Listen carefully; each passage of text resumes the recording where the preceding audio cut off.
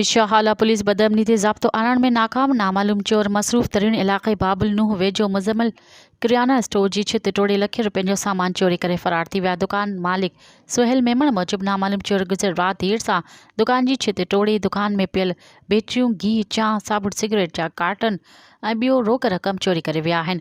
हुन जो त बाबुल नूह ते ॾींहुं तोड़ी राति जो हर वक़्तु पुलिस मौजूदु हूंदी आहे, पर उन जे बावजूदि नामालूम चोर दीदा दिलेरी सां लखे रुपयनि जो सामान चोरी करे विया आहिनि।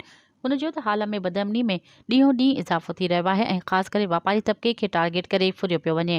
हुन IG Sindh, DIG Hyderabad, SSP Matiari में नाला अख़्तियारनि खां पुरज़ोर मुतालबो कयो त चोरनि खे गिरफ़्तार करे संदसि थियल चोरी वापसि कराई वञे। मज़ीद ख़बरनि ऐं तफ़सीलात लाइ विज़िट कयो असांजी वेबसाइट www.awamiNewsHD.com ऐं ॾिसंदा रहो अवामी न्यूज़ HD।